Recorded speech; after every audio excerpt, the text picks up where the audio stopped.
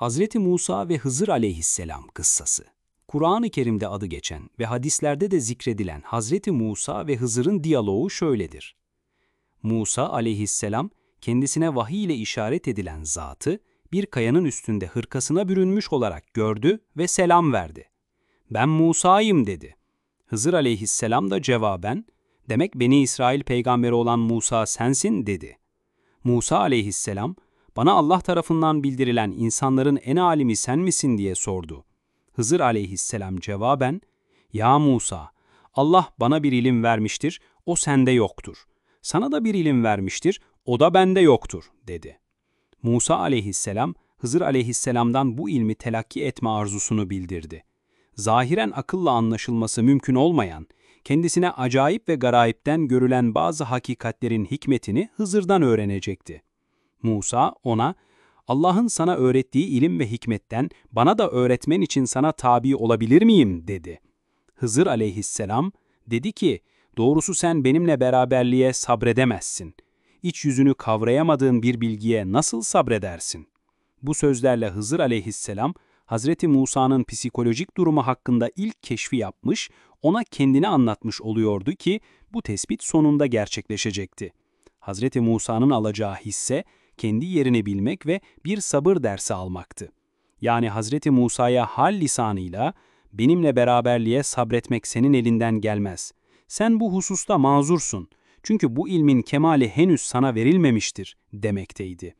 Musa aleyhisselam, "İnşallah beni sabredenlerden bulacaksın. Senin emrine de karşı gelmem," dedi. Hızır aleyhisselam, "Eğer bana uyacaksan, ben sana sırrımı açmadıkça hiçbir şey hakkında bana sual sorma.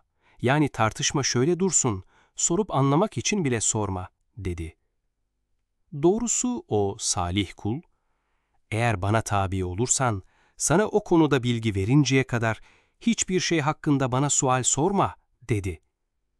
Ve o meşhur yolculuğa çıktılar.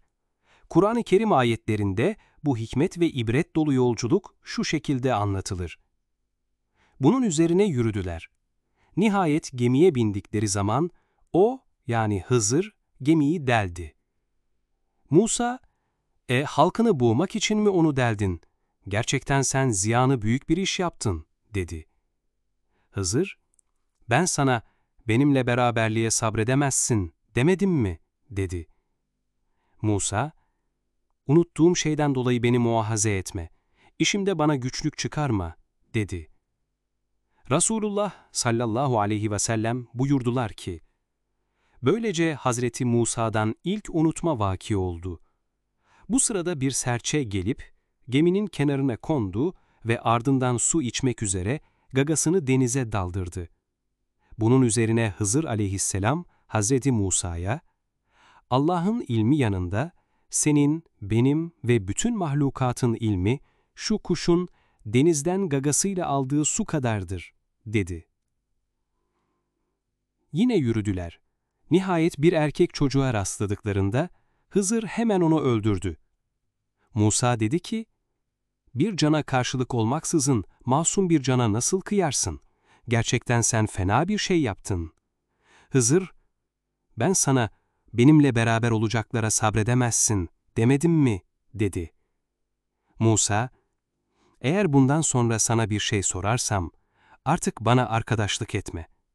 Hakikaten benim tarafımdan ileri sürülebilecek mazeretin sonuna ulaştın."